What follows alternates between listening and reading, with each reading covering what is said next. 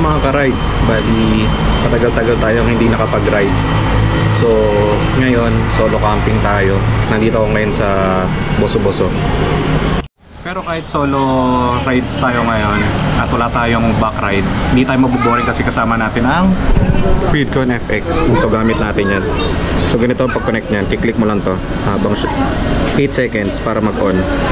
Pag connect na siya, punta kayo sa cellphone nyo, on nyo yung Bluetooth, then hanapin nyo tong FX.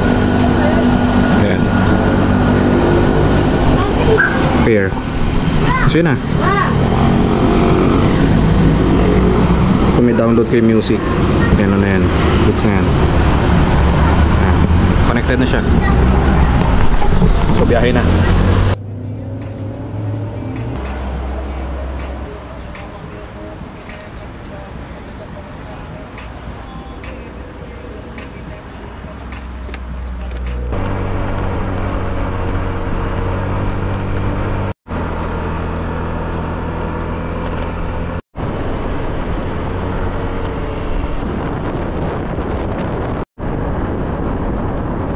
So yung mga ka-rides, nandito na tayo sa tinatawag nilang lihim na lagusan. So yun o, I think ano na to Santa Maria, sakop siya na Santa Maria, Laguna. So ito yung namimiss ko pag nagra-rides ako dito sa Marilaki, kasi kahit tirik yung araw, oras natin is mag-aalas 3, utang lamig pa rin ang simoy ng hangin, kaya sarap mag-rides, di nakakapagod. Tapos samahan mo pa na. So biyahe muna tayo. Bali, ang pupuntahan pala natin is sa Real, Quezon. Pupuntahan natin si Tita Lea ng Skyler. Doon tayo mag-overnight. So solo camping muna. So biyahe muna, rarara, let's go!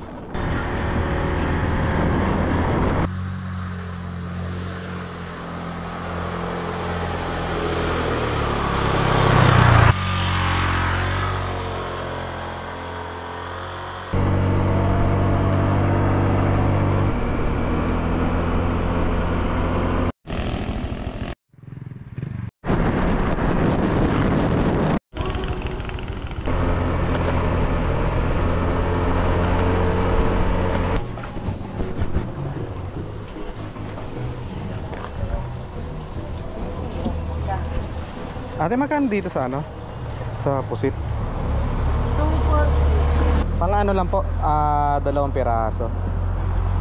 Ayan po. Ayan, okay na yan natin. Sige pa. Tapos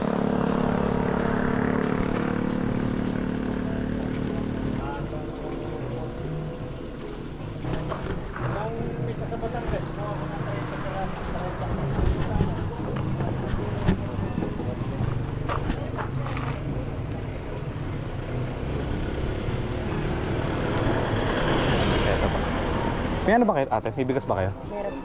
Magkano pong 60. Isa po, 1 kilo. Kilo. May uling po? Isa rin po. Magkano lahat, ate? 25 tsaka 25 to 50. So yung mga ka-rides, nandito na tayo sa yung sa Real Quezon, lumiko na tayo. Bumili na rin tayo ng panghapunan natin kasi hindi pa tayo kumakain kahit ng lunch. So bumili tayong 2 pusit, then iihawin na lang natin siya. So punta na tayo sa Skyler. Tara, let's go.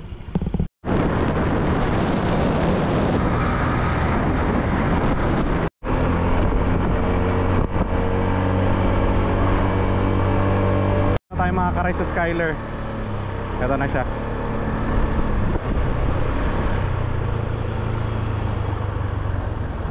Ang lakas ng agos.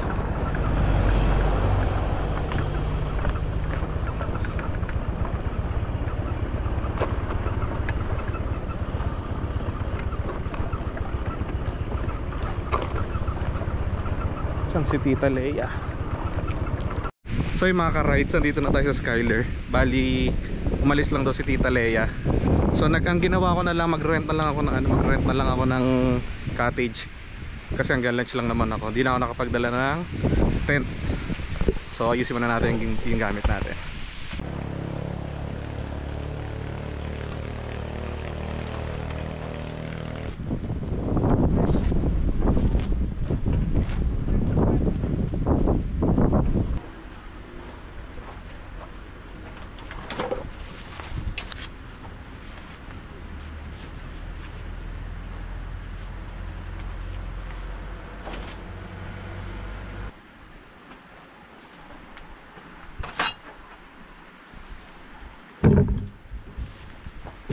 dahil dito tayo sa cottage matutulog, ang bala ko kasi talaga is maghahamok ako, so matutuloy yung paghahamok natin. Sabit na lang tayo dito. Kasi nung nakaraan naman pumunta kami nila Drake dito, na ganoon naman kami, naghahamok lang kami nila Jackie dito, so kaya naman siya matibay.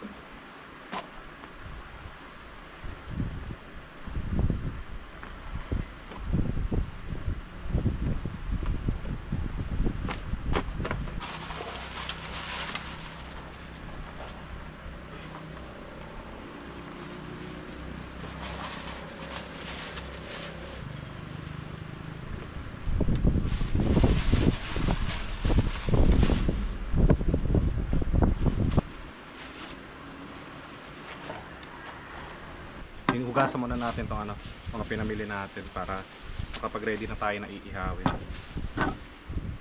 Yun o, yung binili ko. Pwede siyang chopping board din, pwede siyang lagayan ng mga hugasan. So yan mga ka-rides, na hugasan na natin yung binili natin Binili natin na pusit. Dalawa siya, iihawin natin. Tapos magkasaing muna tayo, nakapaghugas na rin tayo ng bigas. So, ready natin ang butane. Unahin natin itong sinaing para at least makakain na pagka okay na.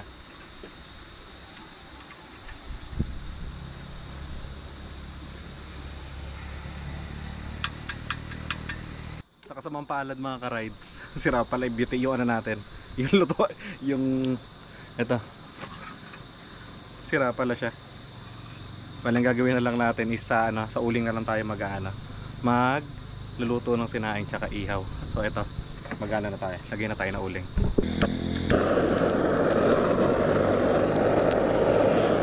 So para mas mabilis siyang pagbaga.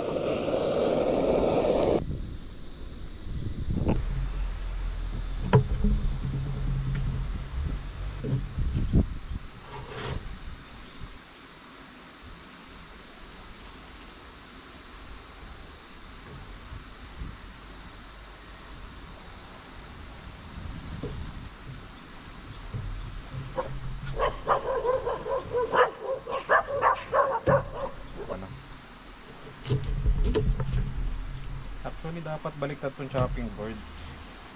May kaso hindi ko na binaliktad.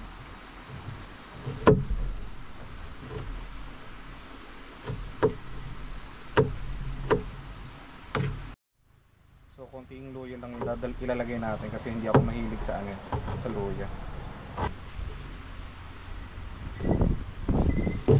Saluin na natin to. Kasi ito ipapalaman natin sa dito.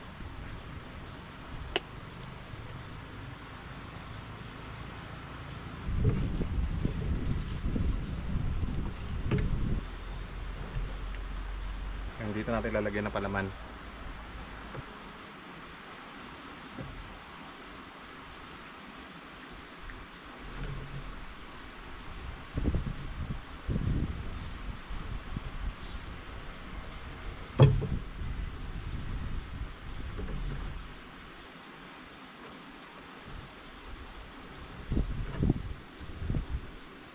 Lagyan natin ito. Parang toothpick.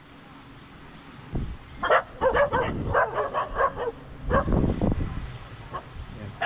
Iwalay ko na liluto nung sa ulo. Yan.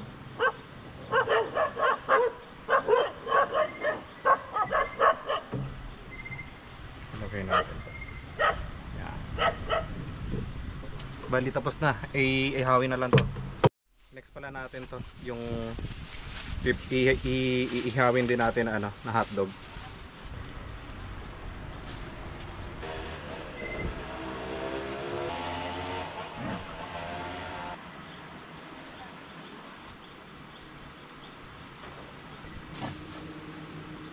Ito ihawin natin, hotdog tsaka pusit. So hintay lang natin maluto yung sinaing.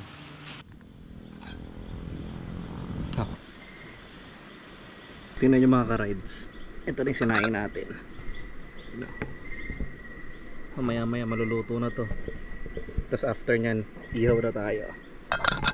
Tikman natin yung sinaing mga ka-rides kung luto na, para makapag-ihaw na tayo.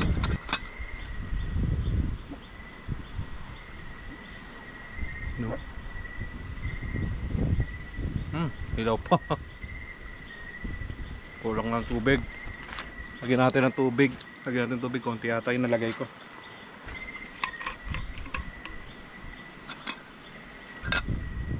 Antay pa konti. Hilaw pa. Hilaw ibabo. So yung mga ka-rides, mukhang hindi na talaga maluluto yung kanin natin. Pero may yung ano naman, yung ibabaw lang naman yung hilaw. Bali ano na lang, piliin na lang natin mamaya. So ang gawin natin, ano na, ihaw na tayo kasi gutom na talaga ako. So igayak na natin yung ihawin. Punahin na muna natin yung hotdog.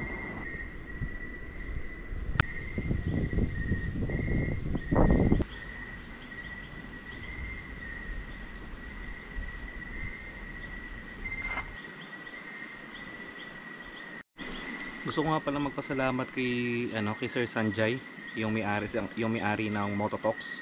Bali nagpa PMS tayo sa kanya kanina. Pina-repack natin yung shock natin sa harap. Then pinakabit natin yung binili nating bagong shock sa likod. Then nagpapalit tayo ng brake shoe, brake pads. Then pinaayos natin yung ball race ng motor natin na si Dream. And nagpa-change oil at gear oil na din tayo. Speaking of change oil, meron palang tinda si Sir Sanjay sa kanyang shop na Gulf Oil. So sa mga taga Marikina dyan, along A. Bonifacio Avenue lang sila, sa Barangay Tanyong ata yun. So check nyo na lang sa page, ito yung nandyan yung page nila. So ano, kung naghahanap kayo ng Gulf Oil, meron dyan kay Mototox. Bali nga pala, dalawa lang yung pinagkakatiwalaan ko regarding sa pag-aalaga or pag-maintenance sa motor ko. Una-una kay Sir Nico ng CNC Scooter Parts and Accessories, and kay Sir Sanjay ng Mototox. Sa kanilang dalawa ko lang pinapaalaga si Dream, kasi nga syempre hirap din yung paiba-iba ng nag-aasikaso ng motor mo, kasi nga syempre yung iba mema lang, may mabenta lang. So yun, hintayin nating maluto. Tingnan nyo, ito pa rin yung ano natin, ito pa rin yung niluluto natin na pusit. Hindi ko minamadali kasi baka mamaya maano pa parang rubber band to pagka hindi mo tinagalan yung luto. So mga ka-rides, andyan na rin si andyan na rin si Tita Leia. Bali baka bukas ko na lang pakita para at least may liwanag na, kasi medyo gabi na So ito na, dalawa na yung nakasalang. Yung isa medyo paluto na to. So yung mga ka-rides, after ilang oras, parang 3 hours ata. So 8:13, kain na tayo. Ito yung lunch at dinner natin for today. Hindi kasi tayo nag-lunch. Oh, hindi naman hilaw yung, hindi naman luto naman pala yung yung sa ilalim. Talagang lang, nakulangan lang ako sa tubig nung nung una, kaya yung sa ibabaw kaya yung sa ibabaw is matigas. So hugas muna tayong kamay.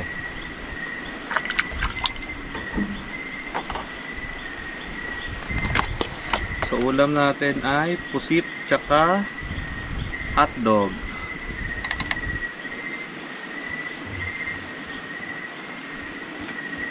Kain tayo mga ka-rides, pero syempre bago yun, dasal muna tayo.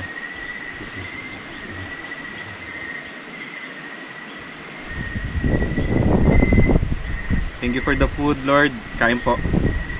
Kain mga ka-rides. Ito pagkain natin.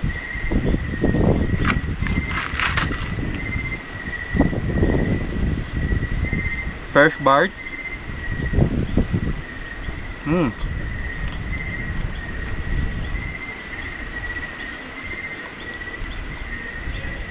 Yung kanin, ito gusto ko malata. Malata yung niluto ko. Hindi natin maaso. Kasi sila magbabantay sa atin sa Sila magbabantay sa atin sa ngayong gabi. Pero nandiyan naman sila tita. Sige na, kumain kayo. Balasa nung hotdog pag Nagka-camping. Parang sarap-sarap niya sobra. Ito yung isang pusit. Actually kanina, nung bumili sa palengke, parang total lang nung nabili ko, 250. So may dalawang malaking pusit ka na. Kanina malaki to eh, ngayon lumit na kasi nung inihaw ko. Pero 250, kasama na yung bigas, uling, tas mga recados. Diba? Sa Manila, wala kang mabili sa 250 mo. First bite sa pusit.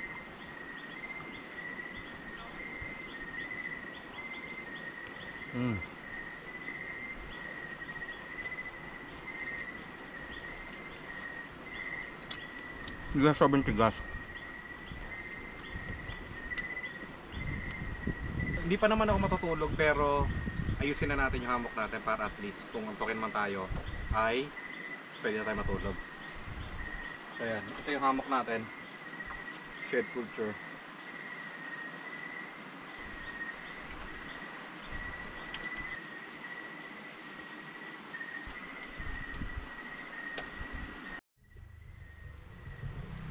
So paano, tulugan ng mga ka-rides? Bali, kita-kits na lang bukas. Ikakwento ko rin sa inyo bakit matagal tayong walang upload and ano bang nangyari talaga. So, kita-kits bukas. Rarara! Let's go!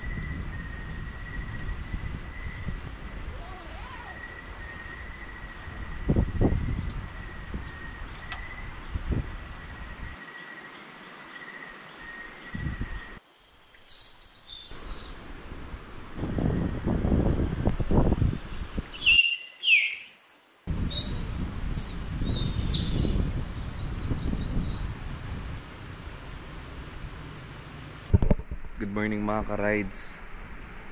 Bali, oras natin 6:34 na ng umaga. So, masarap naman yung tulog natin kagabi. Ayun nga lang, talagang hindi maganda yung panahon, umuulan-ulan. Tapos ang nakakatawa dito is yung mga pinakain natin na aso kagabi, yung tatlo. Tinabihan nila tayo kagabi, hindi nila tayo iniwan. So yun yung isa sa siguro sa tip natin sa mga gusto mag moto camping. Yung mga aso na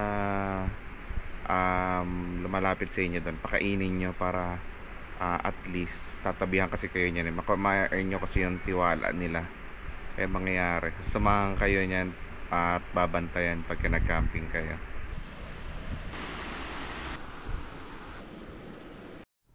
Mga ka-rides, nakatulog tayo ulit. Gising ako kanina 6. Oras natin 8:32. Dalawat kalahating oras ako nakatulog. Sarap matulog, sarap lamig. So baka hindi na ako mag-breakfast kasi nga hindi naman ako sanay mag-breakfast dahil pag weekdays, pag may trabaho, lagi akong tulog na umaga dahil nga pang tayo. Ang pasok natin is 3 to 12 AM.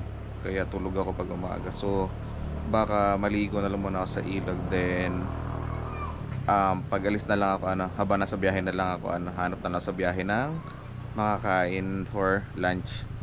So tara, ligo tayo para fresh tayo bago tayo malis.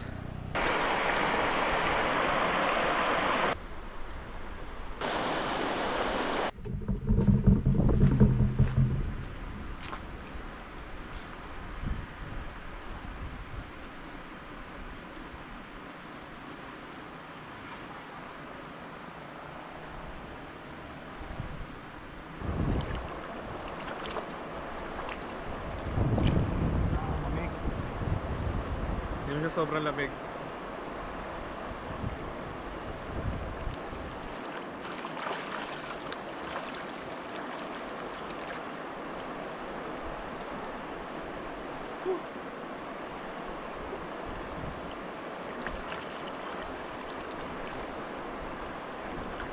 Refresh yun.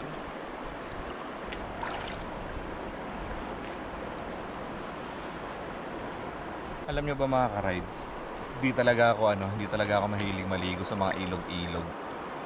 Alam yun ng mga kasama ko sa Takbong Banayad. Pero dito talaga sa Skyler, hindi ko pinapalampas talaga na maligo dito. Kasi malinis siya. Malinis dito. Tapos yun nga kasi, sobrang babait ng mga tao, lalo-lalo na yung may-ari si Tito tsaka si Tita Leia. Nakita ko sa post nung Skyler nung nakaraang bagyo, naapektuhan sila. Pero tinan nyo, nakatayo, nakabangon sila. Tapos ang maganda doon, hindi naalis sa mukha ni Tita Leia yung ngiti sa mga mukha niya. Kaya nakakatawa, nakaka-proud. Tapos dati nung pumunta kami dito ng Takbang Banayad, lang, 2 cottage lang ata ito. Tapos ngayon, na siya? Ilan na yung cottage? 6? Mga ganun. Kaya nakakatawa. Kaya pag pupunta kayo dito, bisitahin nyo si Tita Leia yan. Magkano lang naman ang environmental fee lang na mababayaran, 40. Tapos kung magre-rent kayo ng cottage, yan, may bayad dyan. Tapos yung content pitching meron, pero mura lang yan. Tapos sulit, promise. So yun, at least nakapagtagal tayo ng stress bago tayo bumalik sa Manila. Kasi yun nga, ilang buwan tayong walang upload. Nangyari kasi kaya wala tayong upload is na-aksidente tayo nung galing tayong Daang Kalikasan. Kasi yun nga, nasabugan tayo ng gulong and sumemplang yung motor natin. Pero mabagal lang naman yung takbo natin, yung takbo ko. Pero buti na lang nandun sila Jackie, nakaalalay sa likod namin. Grabing gabi yun, alas 12 ng madaling araw nangyari. At buti na lang is naka-riding gear kami. Ayun partida naka-riding gear pa ako nun. Pero tayo, nabugbog yung sa misigo natin kasi yun yung napantukod ko. Kaya suggest ko lang sa lahat ng mga magra-rides, dapat talaga wear your proper riding gears kahit malapit man yan o malayo. So yun mga ka-rides, bali giyak na tayo para at least makapag-ride out na. Para sa daan na tayo kumain ng lunch. So ito, nakita ko nga pala, T/G gamit natin belt bag. Sobrang solid tsaka quality. And gamit siya, hindi nyo gamit natin T/G din yung gumawa ng gamit natin na tube mask. Yung multi-way balaclava niya. Ito, maganda to, solid.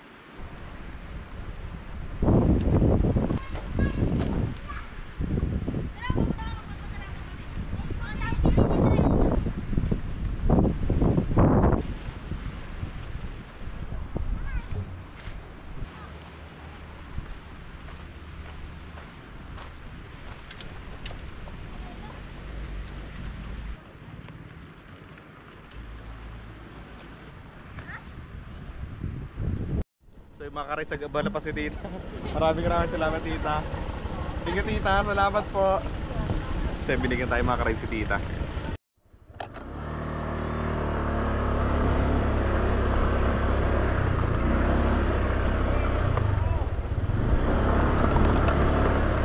Tita Leia, salamat po. Thank you po.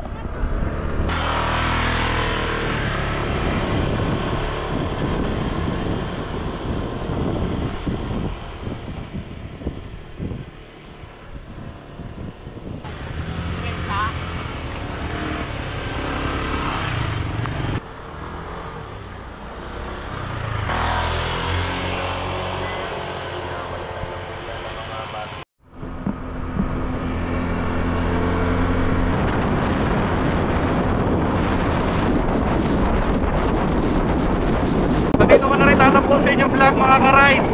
Thank you for watching. Please like, comment, share, subscribe.